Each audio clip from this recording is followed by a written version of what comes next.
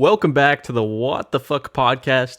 As always, I am your host, Kyle, and our co-host here, Nico from Brasilia. Today, I have a couple different topics for us. I wanted to cover on the base fact that we have had some issues with emails. So before, when we were using Google Forms, any unfilled spot on the form itself would be auto-generated by Gemini. This is something new that Forms has done within the past couple months, and it's screwed up kind of how we've read some of these emails, because a lot of these emails have just been auto-filled with blank, weird email addresses. And so essentially now it is required that you have to put your email in, because we do like to respond to them and we do like to give some feedback or shoot a quick message back. So it is now required that you have to put in an email address, which is fine. It's not anything too big. There was only a few that had email addresses put in there from what I noticed, though. Yeah. I also wanted to add there were some that were addressed to me. I think off the top of my head it was Dylan, Ben, and Alex. Yes. That I did reply to, but they went to random emails, so it just bounced back to me. How did we figure that out? It would say something .Subaru9654, and we're like, yeah, this can't be a real email. They were very, what's the word for it? Like, I feel like you could just predict what an email like that would have for the address. And then they always came back with a cannot send because the address doesn't exist. So we're real bummed out about that. But anyways, all of that aside, Nick, what is our topic for the day, for this week, for this 2-week stint? So there's two questions up until now that I haven't gotten to find the answer to. One of them is, when somebody knocks on the door while I'm taking a shit, what do I say? How do I reply? Occupied. I don't know. I'll never figure that answer out. I don't know what the right thing to say is. Anyways, number two, the unanswered question up until this point in my life is, can you daily your project car?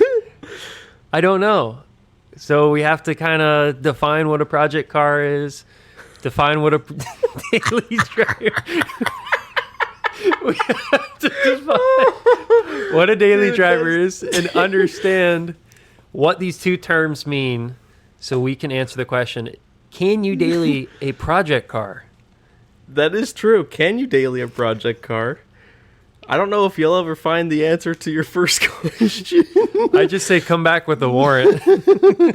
But hopefully today, after I'm done crying, hopefully we can find the answer of can you daily your project car. So with that out of the way and without a doubt, let's roll the intro and get straight into this detailed topic of wildness.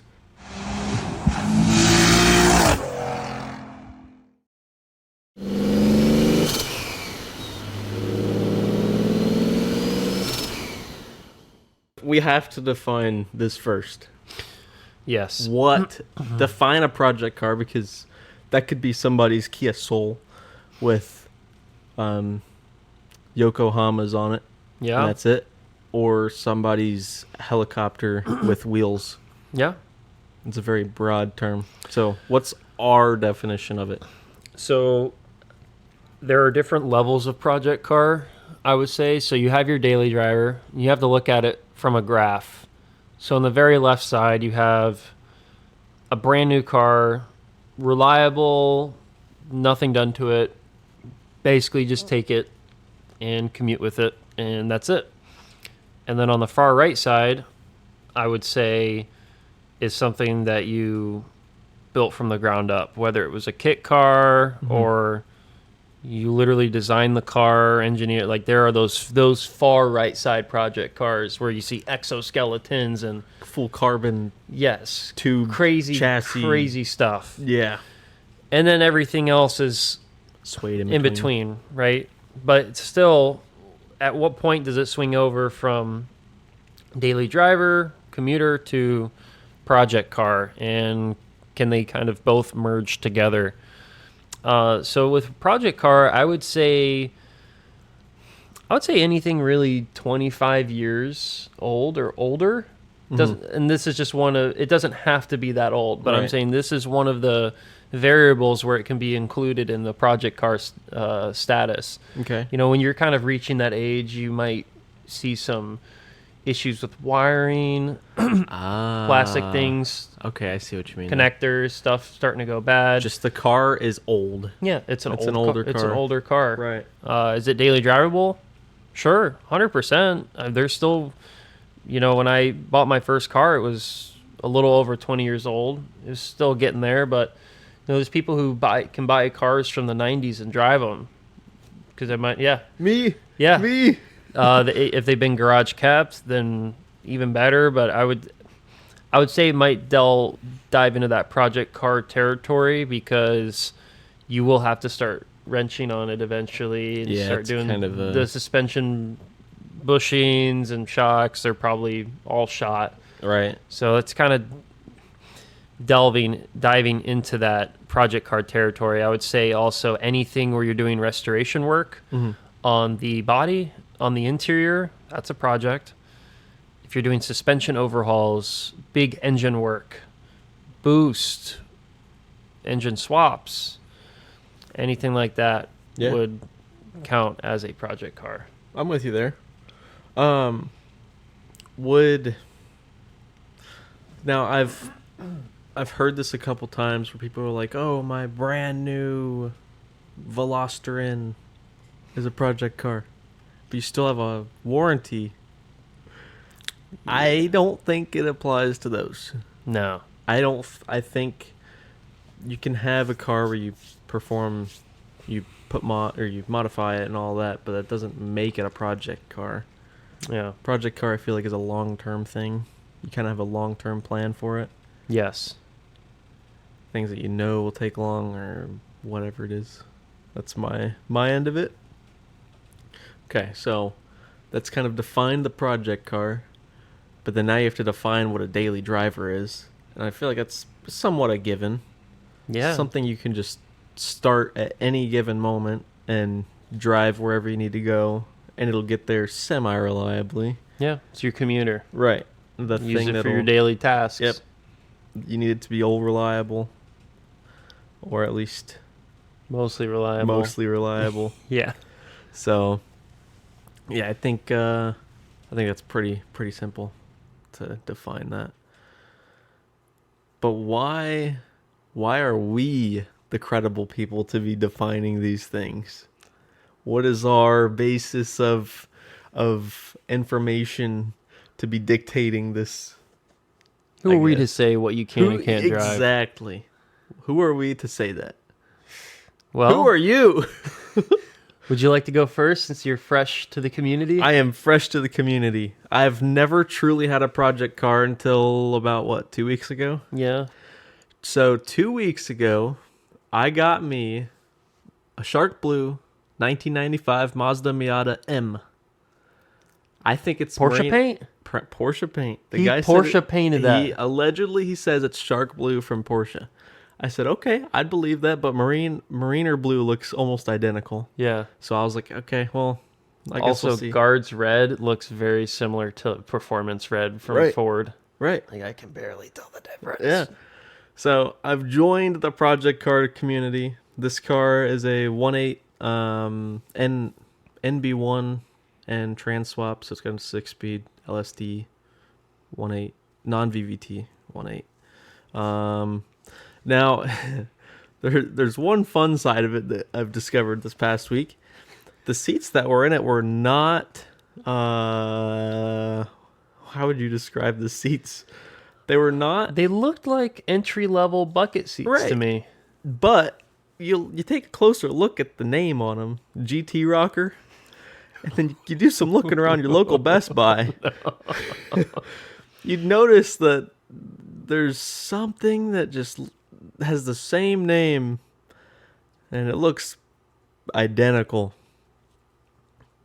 I now have 2 new podcast chairs.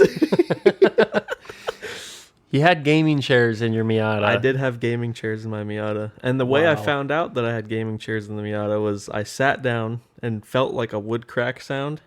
I was like, oh, I was like, that didn't sound good.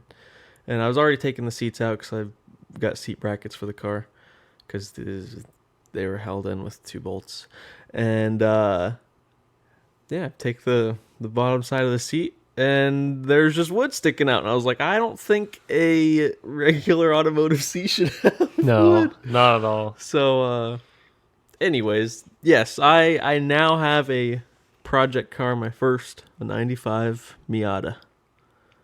Oh, It's yeah, been great. dude. It's slick. I like it. Besides the title issues, it's been great. Yeah. I've That's not the car's fault, though. It's not the car's fault. It is the previous owner's Just the fault. car. The is car awesome. itself is actually really, really decent. Yeah. What about you? What's your Oh, man. Well, we'll keep this short because I've been in the game for a while. So, bought a 2000 Mustang GT as my first car. I've had that for a little over 7 years now. It was a daily driver at one point and super reliable, no issues. And I know my tone of voice is making it sound like eventually now it's an unreliable piece of shit. That's actually not true at all.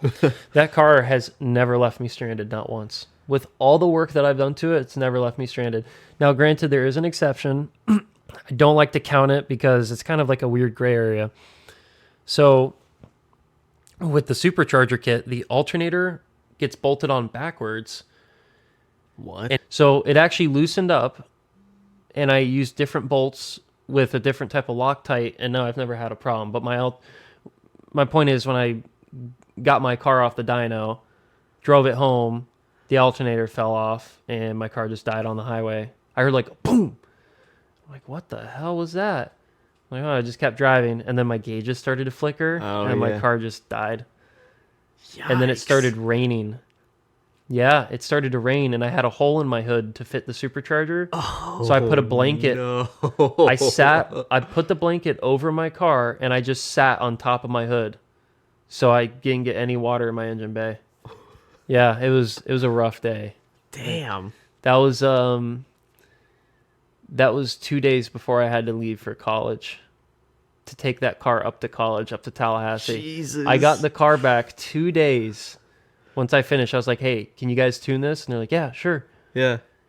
And it took them 2 weeks and a couple phone calls of me bugging them like, hey, we kind of made an appointment. I assumed the turnaround time was going to be Reasonable. 3 to 5 days, not Yeah. 2 weeks. Yeah, it was a very bad experience. But Jesus. yeah, got it. And at that point, I did the engine swap on it. Same type of engine that belonged in it, but it was just a refreshed engine. Supercharged. Drove it to Tallahassee. No problems. Daily drove it while I was in college. Decided college wasn't for me. Yeah. Went back home. No problems. And then I drove it for another, I think, 2 years or a year and a half. Dang. Yeah, to work and back, no problem. And then eventually I just stopped driving it because I wanted to do more work to it, and the gas mileage was really bad with the gas prices. And when you daily drive something, you can't make it look really nice. No. It's never going to look discovered that. pristine. Yeah. So that was my main reason for not dailying it anymore. But I put so many miles on it. I'm enjoying my car. I'm not just letting it sit in the garage. There you go. But anyways, my whole point is, yeah, it became a daily driver, turned into a project car that was daily drivable. It was reliable. And we'll get more into this later on how you can actually, what the workarounds for that look like and how to navigate those waters, because they are treacherous. And then I also have a 96 turbo Miata 1.8 VVT, and I can drive that whenever I want, really. It's just got a back window That that's... car is so fun, dude. It's just got a back window that's busted, so whenever I replace a convertible top or if I do a hard top, nothing's stopping me from driving that car. It's just the rain. And since we're kind of in... wouldn't say we're in rainy season, but we're still in a season where you don't know if it's going to rain or not. Yeah. It's just too risky. So I just have to get that taken care of. But That Miata leans more on the project side because there are some issues that are arising and I haven't driven it enough to like really trust it. Yeah. I wouldn't take it more than 200 mile. I wouldn't take it out more out of a 100-mile radius from myself, if that makes sense. So I wouldn't go further than Tampa. Even that, I'd be like, You'd err, on the side of caution there. Yeah, just because I've had some fuel issues with it. I can't trust it yet until I've really put enough work into it. But the Mustang, when I get that other supercharger put on, I have no problem taking it wherever. Hell yeah. Yeah, I'd take that car anywhere. I could take it to Georgia and back. Be fine. Damn. Yeah. That's how I feel with the S8. The S8's definitely more of it is the daily. Yeah. That car's never left me stranded despite having issues. Never left me stranded. Blown turbos up. Still drove it all the way home. Hell yeah. It was a smoky one, but yeah, oil in the combustion chamber. Oil and combustion chamber.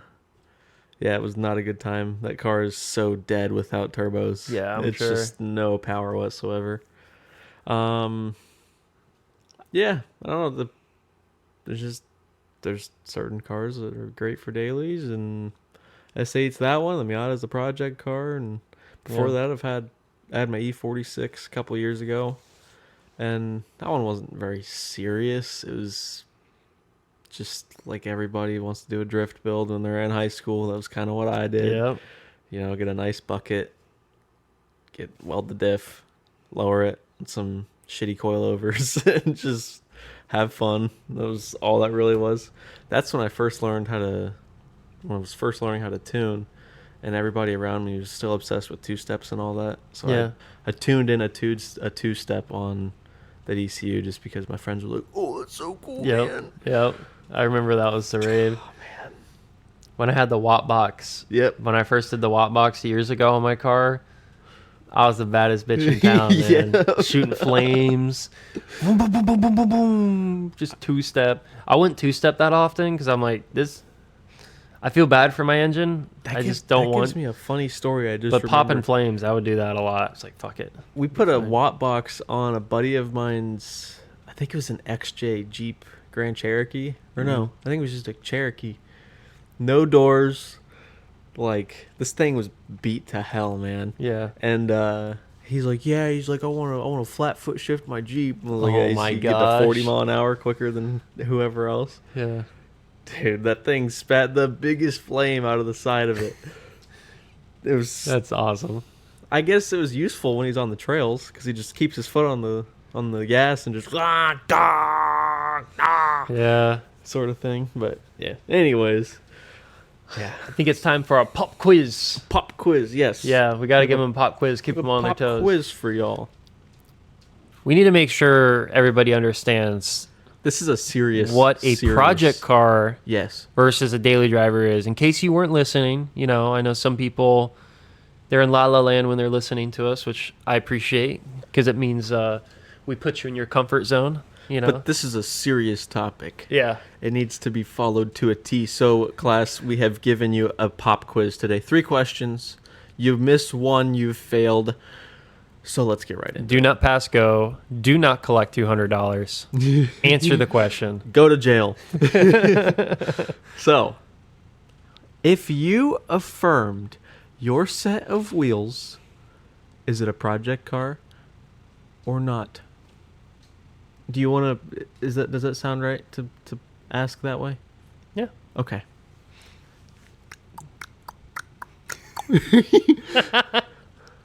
All right, time's up. What did you answer? What'd you answer? Not a project car. Yes. In my opinion, if you affirmed your damn wheels, you do not have a project car. I don't think it's a bright idea to do that. No, don't do that, please. I can't. Nope. Sorry. Not a project car. All right. We'll go with, we got 3 questions. We're on question 2 here. So, your grandpappy had a 95 Ford Probe that he used to daily drive, and now you have inherited, and you decide you want to do a full interior restoration on it and do a paint correction on it. You Maybe doing some wet to sanding. your craft with this 95 probe. Yeah. You want to do the best of the frickin' best on this thing. Because, well, is it your project car or is it not if you're doing this? Time's a ticking, class. All right. Time's up. Ding! Yes. Yes. It's a project car. Yes, it is. The reason for that, you have a long-term goal for it. You have some ideas and aspirations. It's like having a baby. I don't think that's very relatable. All right. Oh, this one. I like this one. All right. You bought your 392 with your 392 credit score, and you put some Demon Eyes on your Scat Pack. Is it a project car, or is it a daily driver still? No, your freaking Scat Pack is not a damn project car because you put Demon Eyes on it and you put some fake drag pack on there because you think that you need the traction. You drive a land yacht. You don't need it. Don't make fun of this. I'm not a huge Dodge person, but I do like the Scat Packs. They're kind of cool. You're freaking weird. I would drive one for a day. I've driven one for a day. It was not fun. I felt like it was trying to murder me at all times. That's so much fun. No, it's not like Miata murder fun. It's Yeah. like the car is so floaty, it's going to yeah. murder you fun. Yeah. Except it's not fun. It's just scary. Like, I don't know. If I'm in a two-door coupe, Dude, imagine being in a Demon and doing a little wheelie in it. that would be frightening. That's sick. It's cool, but it would be frightening. Yeah. I drive a big car that weighs a lot, but it doesn't feel lumbering or like a boat. I don't feel You like got I'm- like 8 suspension joints connecting your wheel carrier. See, that's what I'm saying. If you're gonna have a big, heavy car that's supposed to be high performance, it needs to have high performance geometry. No, it needs McPherson suspension up front with the straight axle, baby. Let's go. Yeah, America.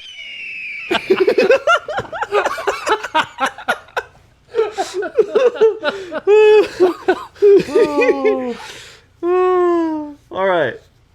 So, did you pass class? I'm going to give everybody a passing grade. Yeah. I think we're good. Yeah. Those were all really just opinions, but At the end of the day, that's kind of what this is. That's why you guys listen to us. so tying back into the dailying a project car thing, I think it's really important that if you're going to attempt it, that you have a backup plan. Yeah. So we both bought our cars for about the same price. Correct. I bought mine for 5 flat, I believe. I bought mine for 5 flat. I think as maybe well. 51.50 or something to sweeten the pot, but it was 5 flat from what I remember. Yeah. And yeah, we have strengths with our vehicles and we have weaknesses. I And we feel couldn't like get the it's- whole package. I think I got a lot of one thing that's it's strong. Yes. And you're very strong in another way. Right. They're And very if we equalized merged cars. if we value-wise. merged both cars together, it would be the greatest Miata in the world. right. But you pay for $5,000, you pay $5,000, you're gonna get $5,000 worth of stuff. Right. Right. It's basically like, okay, you get $5,000 and you're gonna get nice exterior, nice interior, pretty dialed in suspension, but stock, and then the other one's just hunk of shit, all motor, little That's bit of suspension. Essentially, yeah. That's essentially what's It's happening. like you can only put your points in a certain amount of things when you start off your main it's like character. it's like the thing where it's like God given me blah blah blah, and it's like the water going into the cup. yeah. Totally missed the exterior bits or whatever it is. But Oh, man. Jesus, the motor's freaking dialed. Right. All right. So do we want to get into? Is it possible to daily drive a project car? How do you do it? Where do you begin? You kind of Tips Well, and tricks. tips and tricks into beginning to daily drive your project car. Yeah. Have a backup plan. Yeah. So My project car journey. So I was a silly boy when I was in high school, and I didn't check my engine oil as often enough as I should have. oh no. And older cars, they consume oil.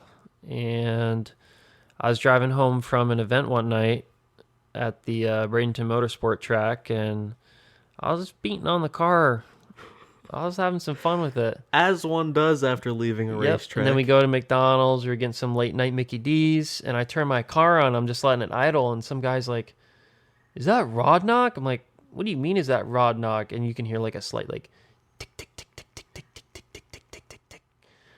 I just was like, "Oh, I don't know." I just drove the car home. What? Dropped off my buddy. Went home. Checked the oil, and it was bone dry. Was there anything in there? Nope. Yikes. It's over. It was probably a quart and a half low. Holy shit. So I topped it up and then determined, it needs a new engine. And I think I drove it for another 2 years. Still racing people from time to time. With the little bit Doing polls. of knock? Yeah. I was being easier on her, but I was still beating on it, having fun with it. Damn. Dude, it put up a fight. That's a 4.6 for you, man. I replaced the engine eventually once the knocking got so bad. It sounded like a Oompa Loompa had 2 10-millimeter wrenches and it was just like... It was so loud. It was so loud. And I was like, I can't. It's going to... A rod is going to blow through the firewall and go inside of my body, and that's how I'm going to die if I keep driving. Like, it was so loud. So I was like, all right, we're going to park it. We're going to put a new motor in it. So I wasn't very mechanically inclined, so I had somebody that we knew that was mechanic that did the work, but I was hands-on with everything, so I helped him do the timing on it. I painted the valve cover, front timing cover, cleaned the oil pan, just like I was just helping, and I was hands-on with it because I wanted to learn. And I think once the engine was swapped over to a refreshed engine, at that point, we're starting to get in that project car territory because it's an older car. Now it has an engine swap, even though it's the same one. It's supposed to be reliable, and it was, thankfully. Everything was done right. And then what I'd say would cause it to really go into that full project car territory was when I did the supercharger kit on it. So I put a root style supercharger on the car. At this point, you're changing so much on the car. Yeah. And we're now at full project car status. And still drove it, put the supercharger kit on it, got it tuned. No problems at all besides that alternator fiasco. But what I will say throughout there, I had no backup car. It would really be if something ever were to go wrong, I would probably have she was my girlfriend at the time, just drive me around, just in case. Or I'd have borrow a buddy's car because one of my buddies, his dad had like an extra truck. So can I just say that is the worst feeling when you have to rely on the other people? Oh, yeah. I never did, thankfully, but nice. I had the backup there, but I will tell you, a lot of it was just because I took my time and I went the extra mile to make sure it was done the right way and I wasn't half-assing my work. Right. And it really paid off because the car just rewarded you. Wow, you took the time to put good quality parts in me and actually take your time with this, not rush it, actually torque your hardware. Yeah. That's important to torque, stuff like that. So I treated her well, she treated me well. I've been on this Miata craze lately. I know, ever since you own one, you're all about it, man. I wouldn't say they're God's gift, but they're like a good angelic portion of it. Have you always thought this, or did I change your life when I gave you a ride in my Miata? You definitely changed my life when you gave me when you gave me a ride in that. And that was wastegate pressure. You don't even know. Yeah, dude. You don't even know what it. Like I've ridden in Dan's E92. Bro, it has nothing to do with it. Like that's a fast car. Oh, I'm sure. But the Miata is just so much fun because I don't know how to describe it. It's just so nah. 400 wheel horsepower and a 2,300 pound car is wild. The way I would describe it, it's as close to you as you can get to a motorcycle level of feedback, like vehicular intimacy Yeah. and just generic fun. It's like as close as you get to a motorcycle in a car. Yeah. Is an NA or an NB Miata, I would think. Oh, like NC and ND, those are still great, but they Civics make so too, much like the yeah Type R's and all of that. Yeah, that I mean, kind of even old just stuff. older. A rear wheel older drive Civics. is so much better. It's so much fun, man. Just getting the right amount of throttle out of the turn to where the rear end just sucks you right through. Oh man, it's so much fun. I agree. Story. So yeah, with the Miata, I picked it up, test drove it and everything, was running just fine. I'm like, hell yeah, shut up, take my money. Gave me some spare parts, and I was on my way. About a mile and a half. Oh no! About a mile and a half from the gas station, the car just goes like, and it just fucking dies. And I pull off to like the entrance to like a gated community, and I'm like, what the fuck's going on? And I'm trying to turn the key on. The fuel pump's not turning on. And that issue. I jumped the relay and everything. Like I did all the quick fixes to see if it would turn on. No, it was getting power. Like it was getting powered through the connector, but I didn't realize until I got it towed home. That was a $250 tow. Oh Yeah, and I waited like 3 hours. how for a far tow. was the tow? 70 miles? 70? 50 miles? That's a cheap tow for that. Yeah. Well, I had. Oh, this gives me. The tow was up to 25 or 30 miles, and then I had to pay their tow fee rate per. It's like dollar amount per mile. Yeah. So I ended up being 20 miles for free, 25 to 30 for free, and then the rest I paid out of pocket. Was that AAA? Yeah. So I got. It would have been probably a $500, $600 tow. So I got fucked when I tried to get a tow through. I didn't have AAA at the time. Now that I think about it, I was tuning a dude's, and this is the other reason I fucking hate Mopars. I was tuning an RT. It was like a 2013 Charger RT. Some Russian dude that obviously could not understand English, and I was writing the final revision for the tune. It was just a nice little, like, just dialing back timing because we figured out where MBT was on the car and all that. And so we're driving around and all this, and he's like, "Oh, could you put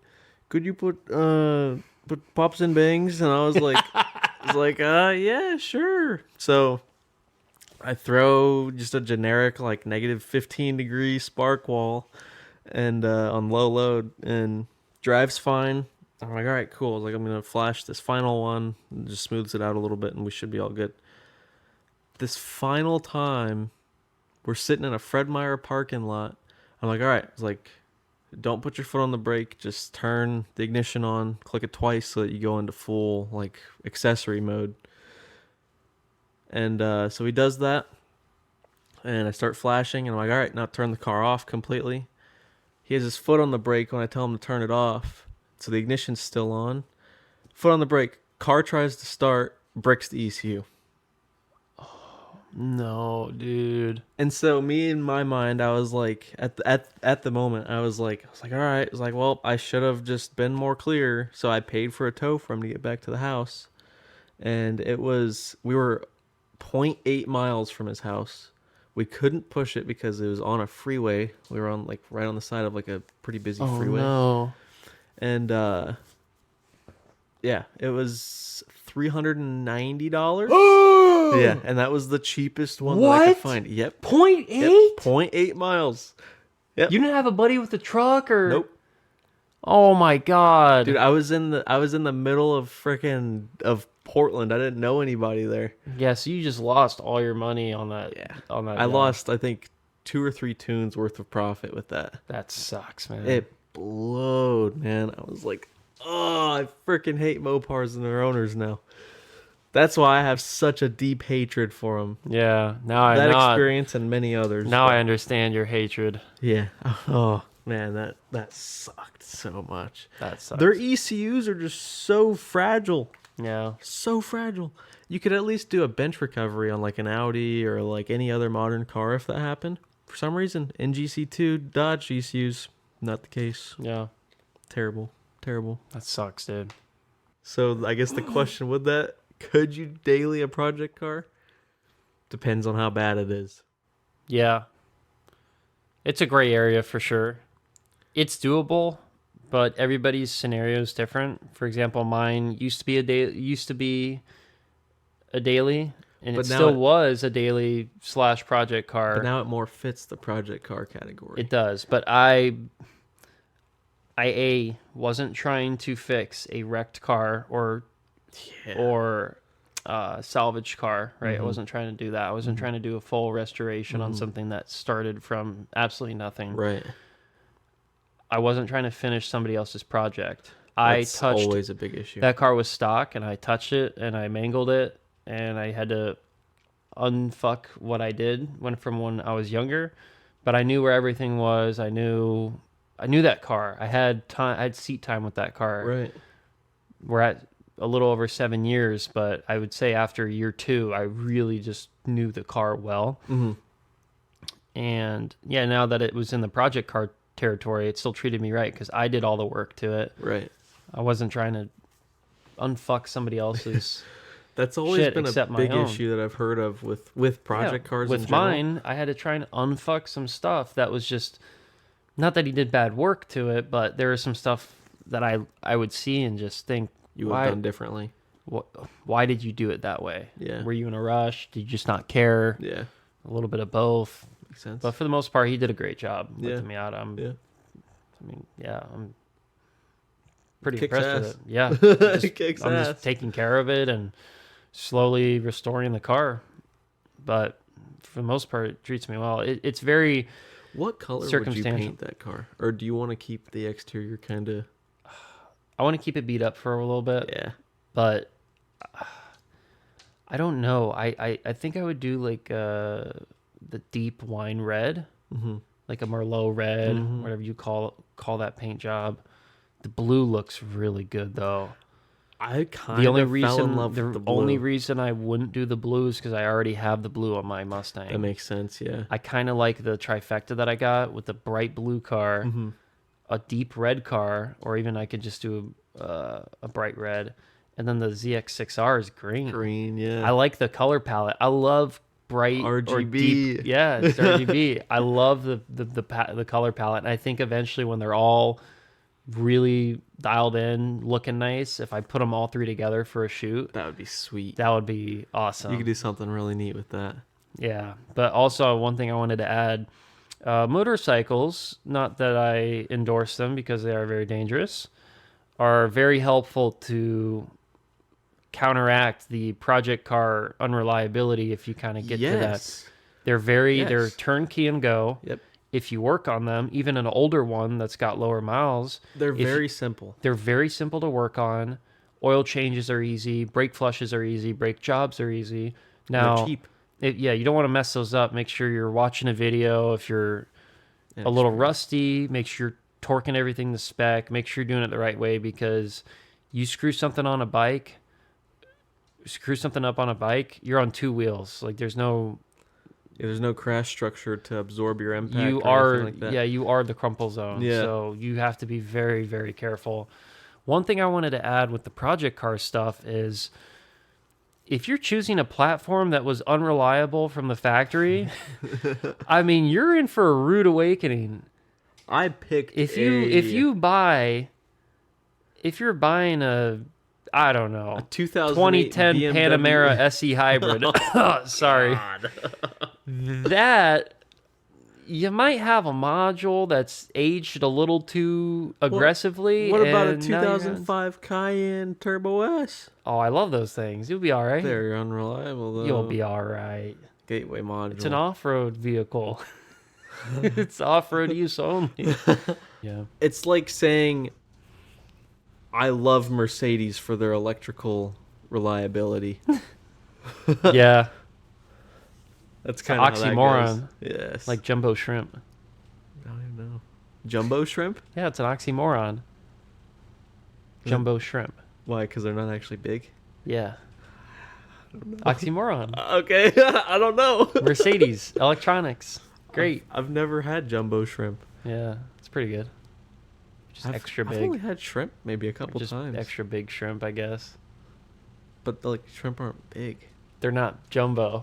When you think of jumbo, you think of a huge... Like a plane? You think when I hear jumbo, I think of a fucking Chevy Astrovan, not a fucking small little... Dude, okay, hang on. Dude, these crab legs Hannah had last night for fucking dinner. Yeah. Massive crab legs. Yeah. Dude, I don't think Hold on, how did Astrovan remind you of crab legs? Because you get kidnapped in an Astrovan and eat these crab legs, boy. Eat my crab legs. We went to Sharky's on the pier yesterday. Oh, that's a great place. Oh my god, it was delicious. Greatly expensive. Oh yeah. And she got these crabs, and I was like, all right, it's like, yeah, $30. That should be a pretty decently sized plate. Dude, this, like, can you imagine if you like laid a crab out and like went leg to like leg, like just went like sprawled it out? It was probably the size. It was probably the size of the PS5. Oh. It was a big motherfucker, dude. Wow. It was a big crab. Big crab. Eating like a king now. I didn't. Hannah had him. Bought the Miata and forgot how to act. Maybe a little bit. It's all right. That One day I'm going to gift you a flying Miata turbo kit. When Tuned Up Media is gifting my buddy old pal turbo kit. Gone sexual. It can only be released on OnlyFans. Follow the Patreon for uncensored content. Oh god. Yeah, so to go back to our definitions, if you're doing a restoration, I would count it. If you're doing some kind of interior restoration, suspension overhaul, rehaul, big engine work, that all counts. You don't have to do all of it, but one or the other would count. If you do all of it, that's even more crazy. But there's really... The thing with the projects is there's really no end to them. You can get them basically where you want them to be, but there's always new stuff coming out. There's always new stuff that you want to do to it. If you get into the realm of 3D printing and metalwork and all this other great... Okay, so real quick, you know, there's that... It's like a slammed truck fest, or... Oh, man, I got to look into it. Slammed enough? Not slammed enough. It's something else. I'd have to look into it. But there's a section, like, inside the center. I think it's, like, inside a building, enclosed. But it's just a staged row of trucks, of like, crazy builds. I don't even know if they have to be trucks. I think they're just builds. Mm-hmm. Project builds. And they have to be 7-figure builds, or you're not in this section. 7 figures? Yes. Like million plus? Yes. Why? That's just the thing. Oh, yeah, you've put 7 figures into this custom build. Dude, you're... Okay, It's insane. You just have So I saw one of this black... It was a black... Oh man, I don't know what it was, but it had like a front end off one vehicle. The frame was different from another vehicle. The wheels alone were $15,000, tubbed, slammed. The frame of the truck, Kyle, was pressurized. It could hold air, and the air suspension was set up like through the chassis, because the chassis was airtight. Dude, that must sound cool when you're pressurizing it. Yes. Like the whole... An airtight chassis, all custom made, twin turbo V8, custom door panels, custom everything, like probably billet aluminum door panel, like great $700,000 build. Like when you tally it all up. I cannot... I don't know.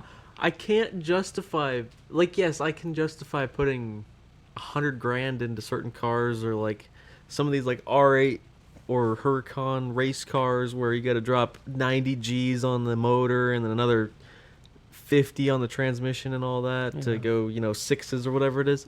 But like anything more than like 250, I'm like, dude. All I'm going to say is that you look at that thing, and custom paint job too. You look at that thing and it's the equivalent. When you go up to somebody and you see their build and it looks like they hopped on GTA and they just maxed everything out, but they did it in real life. That's like what that is. That's next level money, and just fuck you money. It looked like he went on GTA 5, maxed out everything. Here's the real question. Did he look like a GTA character? I have no idea. I don't know who the owner is. Get all blinged out. He's got an armored vest on. He's got like a dunce cap or something. He's got the July 4th, July 4th suit on, the America suit. He's got a firework launcher he's just holding. Yeah, I don't know. I couldn't get into that. I would say the plans that I would have for the Miata would probably net in like the $20,000 range at the most, I would think. Yeah, and you would have so much fun with a $20,000 Miata. Right. That'd be the time of your life. Like I would like to do some sort of like a retro wave sort of style thing. I've really kind of yet to see that on a Miata. Yeah. Like a retro wave influenced I want to do the OG Taco Bell livery on the Miata. I think that would be sick. Dude. Jamie, pull that up. Hold on. Let me pull it up real quick. That'd be so cool. Like I would like to keep like a track fitment on the car. I don't want it to go full show car or anything like that. I hate the big extra giga camber. No, I don't believe in any of that. I still want the car to be functionally perform very, very well, and like it does now. Yes. Yeah, dude, I've never gotten into a car where it just feels like a go-kart. Like it is the most accurate way to describe it. I think it's got, I don't know what sway bars are underneath it. I know they're not original sway bars. I know that by Somebody itself did it on a helps Honda Del Sol. What? They did a Taco Bell livery on a Del Sol. That is pimping. No way. All right. I have my master plan now. Dude, that is sick. Dude, imagine you're like in a Huracan that's just got like a little tune on it, and you get fucking gapped by a Taco Bell Miata. You might need to change your rear diff to compete with a Huracan, though. Oh yeah, I probably top out at like 140. You think? I was thinking, yeah, probably actually 120 to like 140-ish. I've done 130 kilometers, wink, wink, in that car. Yeah, I've done topped out. That was fucking terrifying. Topped out in mine. I let off because of how the car felt, not because of what the speedometer read. Did it feel weird? It felt like it was gonna take off into the sky. I don't know. It mine just gets felt floaty. Stable.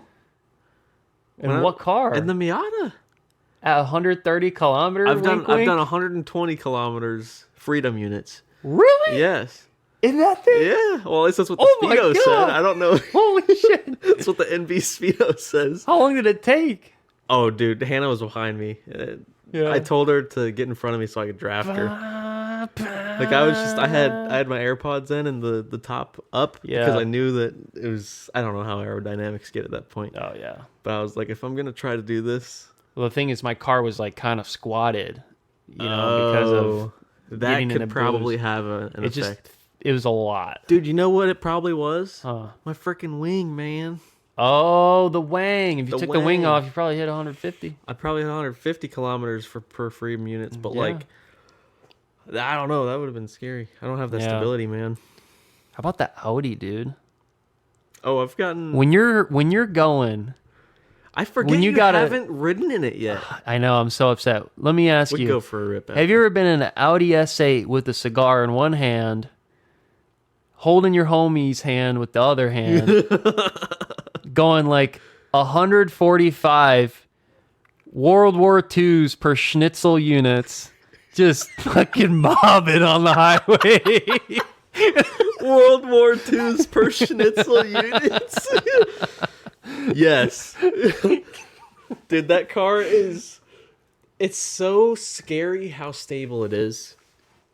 because like you'll get into like the other day I was in I was on the autobahn and what is so funny? But Autobahn's great. The autobahn I was on the Did M75. you get your car washed before you went on? I did. They'll pull you over. Your car's too dirty. Wait, legit? That's what I heard. I don't know if that's true or not. I should hold on. I should search that up. Jamie, look that up. Jamie, pull that up. Anyway, I was on the autobahn and I was racing an A4 that had a pretty cool wrap on it. It was slammed, looked pretty good. Oh yeah. What kind of motor's A4 got? 2-liter. 4-banger? Yep. Oh. Yoinks. Yeah. But he flew past me and I was like, oh. I was like, all right. I was like, cool. We're on the unlimited section over here. So we started going. I flew past him and we did a 60 roll and I whooped the shit out of him. And then I was like, you know what? I was like, I'm just going to keep up with this guy once he's, just trying to go as fast as he can. We hit like 170 kilometers per freedom units. And then I was like, all right, that's good for me. But anyways, before that, this is actually a couple days, or yesterday, I was on the Autobahn in the unlimited section again. I looked down, didn't even know it. I was doing 105 kilometers an hour. I was like, Jesus, dude. I was like, I don't even know that I'm doing this. It just feels normal in this car. It's just, it just takes it. And Yeah. it feels like that up till about 120 kilometers. Yeah. And then you start to feel the speed after that. Yeah. I'm But sure. it just pulls like a freight train. Dude, that's insane.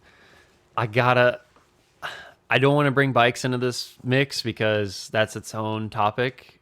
And I know this is mostly cars. Well, it's automotive. I think bikes are part of it, but they're still technically two separate things. But It's the vehicular podcast. yes, the vehicular podcast. Dude, being on two wheels and hopping on something that is capable of pushing your weight through the road quickly is just a magical experience. There has been nothing like it. And I can't imagine that, like, the ZX6 has 130 horsepower, which is equivalent to The Miata. 500-600 horsepower. Let's say a normal 500-600 horsepower car. That's kind of where that bike aligns with. The way I like to describe the CC marks, or like It's like classes. that's the horsepower. Yeah, like 600 cc is equivalent to about 600 horsepower. Yeah, that's actually give or take. Yeah, that's about 1,000 right. is about 1,000 on our. But it's just crazy to me. I hop on the bike and I do a couple pulls, and I'm just having the time of my life. This thing wants to wheelie. It feels like it wants to throw me off. Like you just have to hold on with your legs for dear life That could be scary. and just tuck. Because the second you let off and then you come out from above under the windshield, the wind just pushes on your chest. yeah.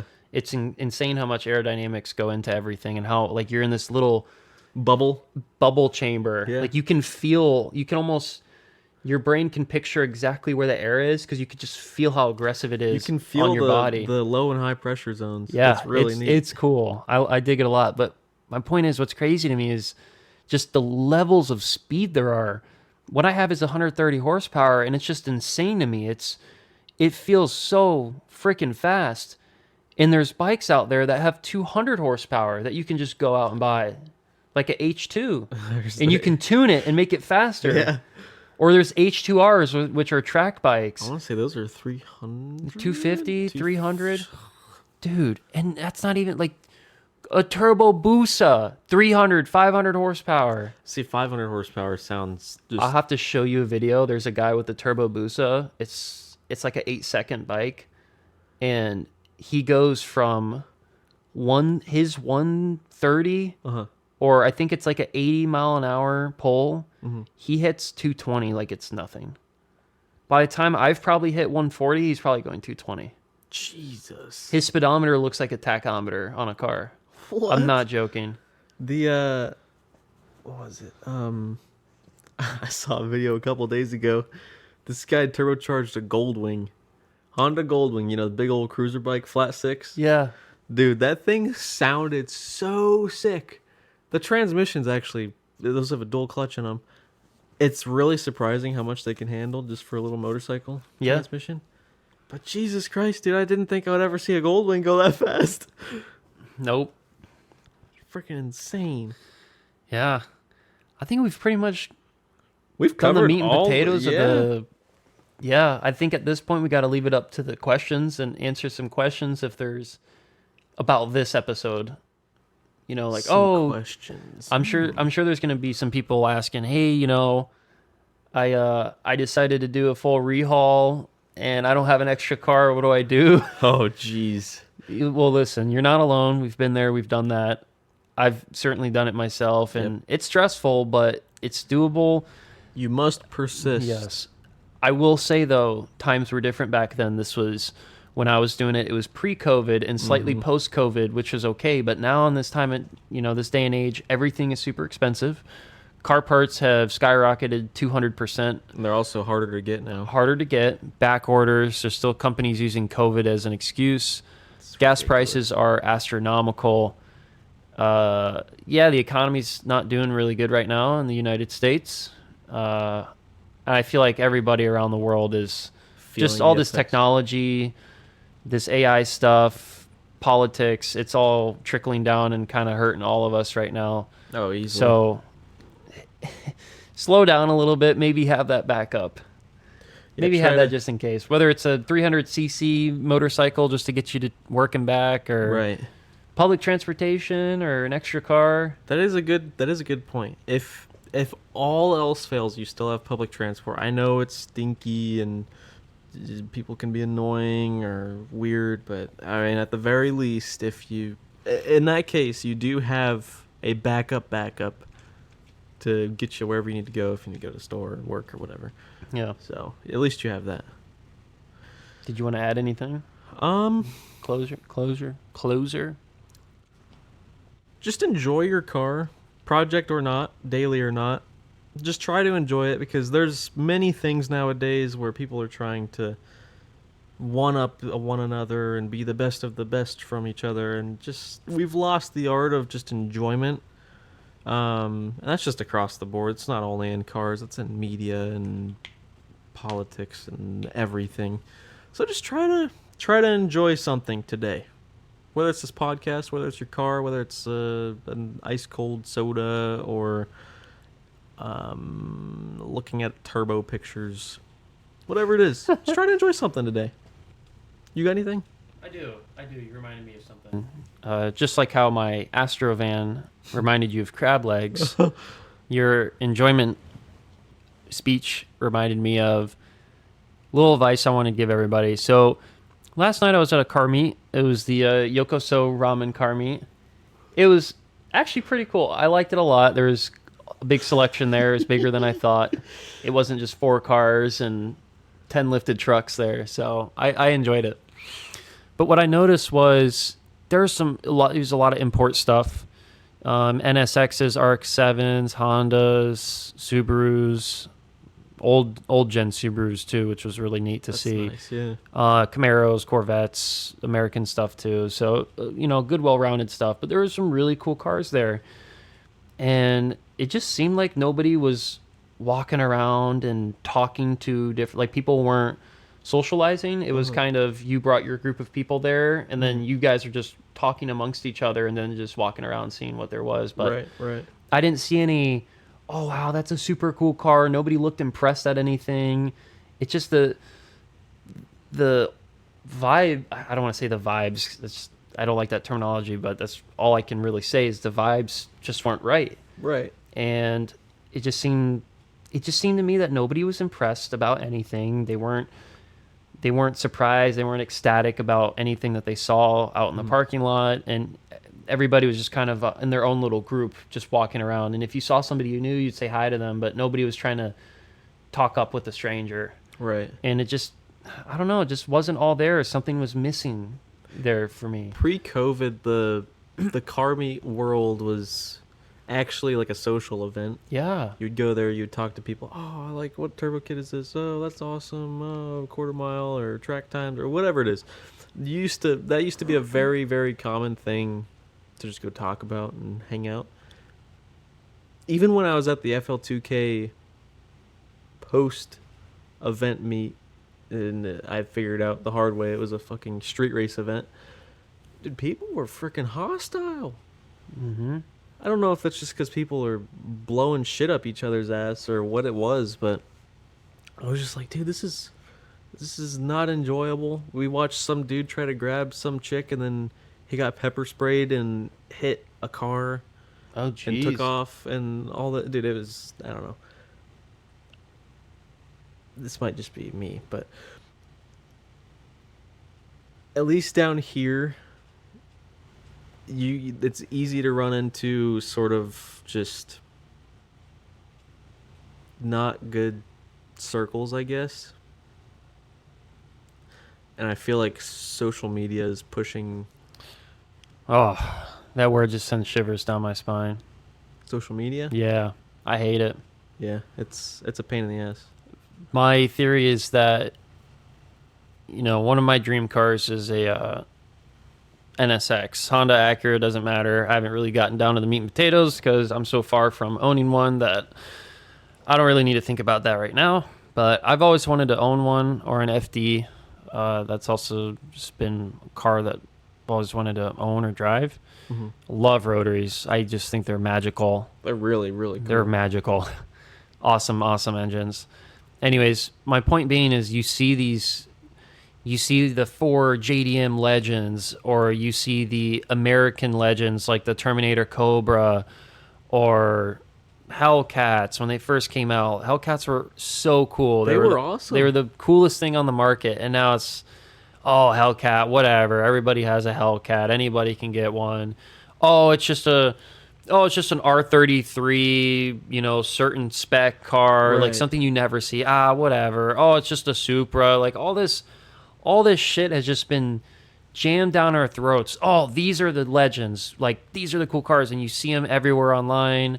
You see GT350s, GT350Rs, Ford GTs. Like the Ferrari F40 used to be like the pinnacle dream, and I was like, fuck F40. I've seen like a bajillion of them online. Who gives a fuck? Right. Who gives a crap about Bugatti Chirons? I see them all the time. Dude, to this day, know? I've never seen a Bugatti in person. Mm-hmm. I would love to. Yeah. It's been a Paganis. childhood dream. I've Never always seen a Pagani I've always in wanted to person see a Pagani. Yeah. But it's just you see them you see them all the time on social media, so your brain just gives you that fix of, I saw one, compared to, imagine if there was no social, like all you could see them is on the magazines while you're taking Or a in press fucking photos, shit. right? Yeah, or in press photos, and then you see one in person, It's like- not a photo, a video. Yeah. But you are Yeah. your eyes are the video camera. Yeah. It's a different experience, but now you 100%. just get to search up anything you want, and you have video games that spec them out really, really well, and you can get your fix that way. You know? I have a pretty nice. It's a short story that actually happened yesterday at work. So you know how we have the race car in the parts showroom, right? So as a dad and his son, I think his son is maybe 3 or 4 years old, like right in like that peak, like you start finding your interests that'll last you the rest of your life sort of age. Yep. And his son was like, he's like a Porsche race car. And I was like, and I heard him, and I like peeked out there. I was like, hey, you want to sit in it or anything like that? He's like, Dad, can I sit in it? His dad's like, yeah, if he's okay with that. So I just let him sit in the car and all that. And dude, they were out there for like 30 minutes, just sitting in the car, just drooling over it and all that. Yeah. And I mean, it's a Cayman. I think it's a Cayman S. It's a 718. Yeah. Cayman S. Yeah. I mean, we see them every day. We just think it's just a normal thing. Yeah. But I mean, to a kid. That's the coolest thing ever. Coolest thing, right? Especially being able to sit in one and have the harness on you. Yeah, and all that. that's like, badass. So I was like, I really hope that lasts him through It will. more than just a couple months of memory. Because I mean, I've got memories like that from when I was a kid that I remember like it was yesterday, sort of thing. Mm-hmm. And they still kind of power me to the day. So yeah, the social media side of it it blows everything. Yeah. It sucks. And it's like that for a lot of stuff. I mean, think of freaking online dating now. Yeah. Oh, Shawty's not a 10 out of 10 blonde baddie. Oh, I don't want her. And meanwhile, you're over here freaking smoking cigarettes on your third lung replacement and whatever the fuck Working else. at the ice cream shop, Yeah, so you can look at the middle school girls.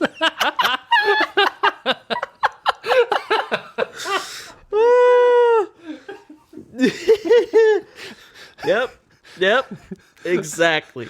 Exactly. Because you got that middle school age line of thinking still, and you'll never suffice past that. I got You know what? I wanna I got go- the Forza Horizon spec sheet in my back pocket in case anybody decides to challenge me. I got my draggy times in my back pocket. Got my draggy times in my back pocket. Dude, I have to quote it now.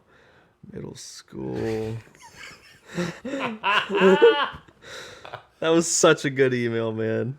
It was such a good email.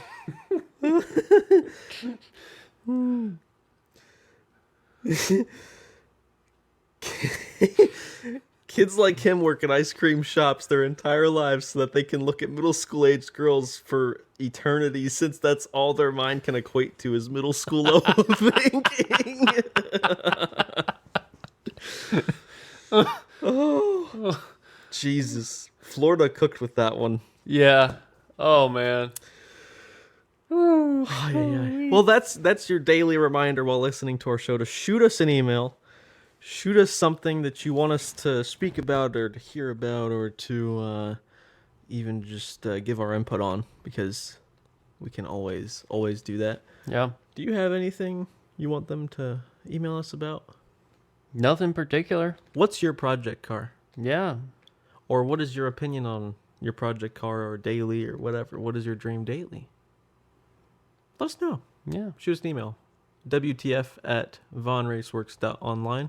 Or Nick has one now. Nick at tunedupvisuals.com. Right? Yep. You have any video questions? The people that we mentioned about earlier, if you guys are listening, have replied to your emails, but they went to the black hole abyss to nothing. So that was very sad when it bounced back to me. It was very lonely.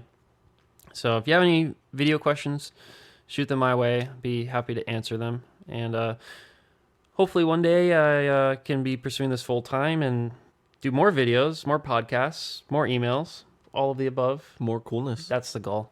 That is the end goal. That is the end goal. Leave the world a better place than how you found it. Nick says that to me all the time. Yeah. So take his advice. I'm sure I'll try. Yeah, that's all I got. Thanks for listening, everybody. As always, we'll see you later. And yeah, go give your car some love today. Go have some fun. We'll see you later.